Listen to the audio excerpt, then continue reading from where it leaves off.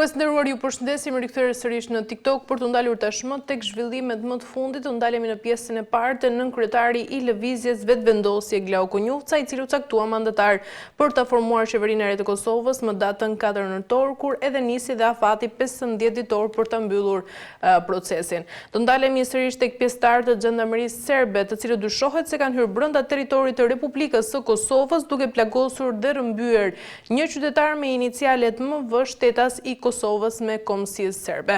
Ndërkaq në pjesën e dytë ndalemi tek presidenti i Ukrainës Volodymyr Zelenski, i cili ka paralajmëruar se Rusia po përgatitet të nisë një luftë të madhe sipas tij kundër Europës në vitin 2029 ose 2030. Dhe ndërkaq në një periudhë afat shkurtër dhe të afatmesme, skenari më i mundshëm është një ballafaqim pra i gjatë dhe i kushtueshëm me mundësi reale për balancim nëse furnizimet me sisteme mbrojtëse kundërajrore dhe koordinim europian, pra do të flasim për skenaret e mundshëm mes Ukrainës dhe Rusisë. Do ndjekim insertin dhe më pas rikthehemi me të ftuarin e parë.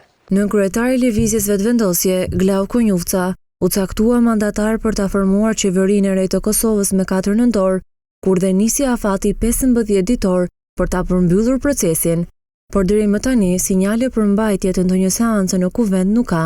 Çfarë skenarësh ka përpara vendi?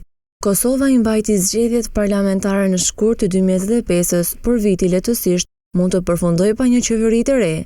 Nënkryetari i lëvizjes Vetvendosje Glauku Njufca ka afat deri më 19 nëntor që t'ia propozoj kuvendit për bërjen e re qeveritare për të parë nëse i ka votat e nevojshme për ta formuar ekzekutivin e ri. Në ditën kur u caktua mandatar, Njufca bëri thirrje partive të tjera politike që t'i linin anash inatët dhe të votonin për një qeveri të përkohshme deri në prillin e vitit tjetër, kur i skandon mandati presidentes aktuale Vjosa Osmani, për partitë e mëdha shqiptare bën të qartë se nuk kanë vota për të. Njufca është mandatari i dytë i lëvizjes Vetvendosje pas kreut të partisë Albin Kurti, që do të provojë të formojë qeverinë e re. Kjo parti ndonë se ka fituar më së shumti vota në zgjedhjet. Mirë, kemi ndjekur insertin dhe sot për diskutuar mbi këto zhvillime të tjera kam të ftuar zotin Korab Bllakaj. Zoti Bllakaj, ju përshëndes. Përshëndetje. Kënaqësi t'jeni me mua sot. Zoti Bllakaj, ta nisim me atë që dëgjuam së bashku në insert, pra pse Glauku Njufca nuk po arrinti të sigurojë votat dhe pse lëvizja Vetvendosje doli forca e parë në zgjedhje, dhe nga ana tjetër a është problemi tek partitë e tjera, tek vetë lëvizja Vetvendosje apo edhe tek mungesa e një formule funksionale bashkëqeverisje? Mendoj që problematika fillon qysh më herët. Ajo domethënë është modeli politik dhe modeli i zgjedhjeve me të cilën Kosova tenton të funksionojë, që është një model i mirë menduar i jo funksionalitetit, i bllokadave, i ngërsheve dhe i asaj që e detyron Kosovën gjithmonë të ndërtojë formula qeverise mbi interesa të ngushta, qoftë personale të liderëve, të grupeve të interesit, apo edhe interesa që shtrihen jashtë Kosovës, por e theksojmë edhe një herë, formula mbi të cilën vepron Kosova, domethënë kushtetuta e saj, nxjerr gjithmonë një strukturë ose një elitë e cila gjithçka është tjetër, por nuk ka të bëj asgjë me mendimin politik edhe me vendimarrjen politike. Së këndemi, duke qenë kështu, në parlament dëpërtojnë figura nga më të çuditshme, të cilat nuk veprojnë në bazë të interesave shtetërore dhe kombëtare, por u bindën atyre të cilët i kanë përzgjedhur për t'i futur në ato lista dhe janë në gjendje ta bllokojnë shtetin, ta bllokojnë parlamentin, vendimarrjen, madje nuk e ndihmojnë as atë vendimarrje e cila ka karakter strategjik, e sidomos domethënë tentojnë të bllokojnë një veprim të cilin Kosova është vonuar shumë për ta bërë domethënë shtrirjen e lishmërisë në pjesën veriore të Kosovës.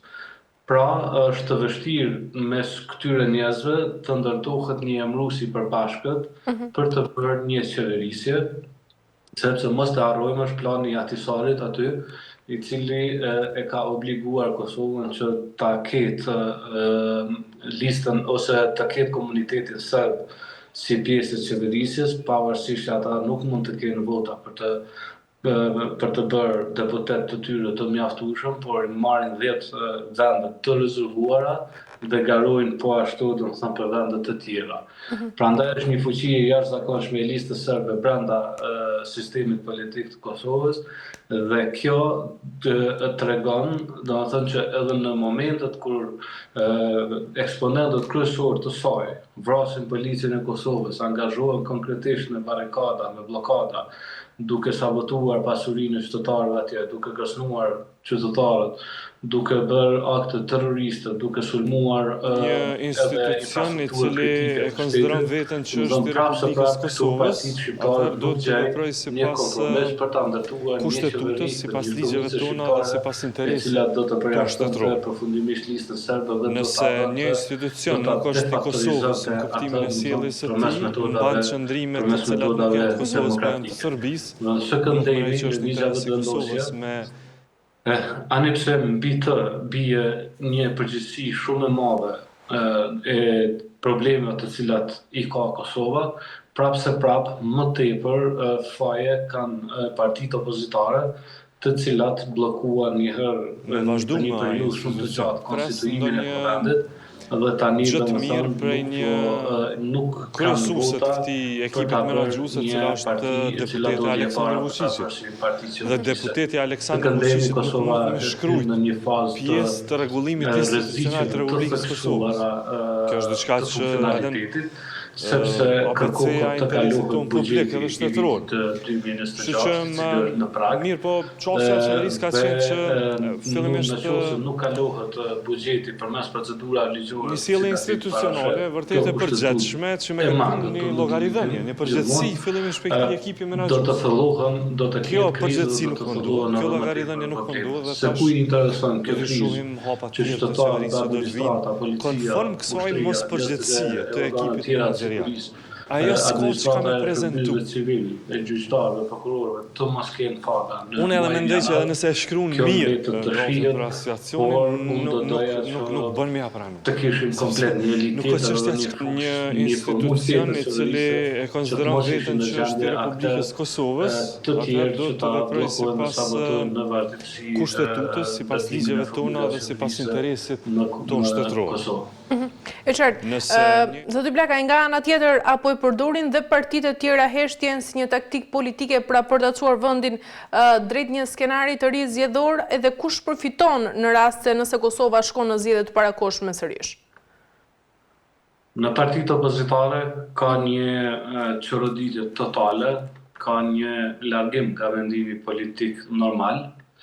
Ata mendojnë që duke i bërë keq Kosovës, mendojnë të shtojnë numrin e votave. Ndërkohë që populli i Kosovës nuk është popull ignorant, që të shpërblej bllokuesit edhe ata të cilët angazhohen kundër interesit të saj.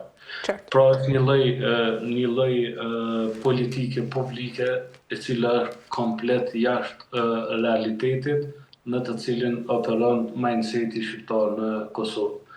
Se ata duan, domethënë, por nuk e dinë, problemi i opozitës në Kosovë është pasqyra. Pasqyrë ka emrin Albin Kurti.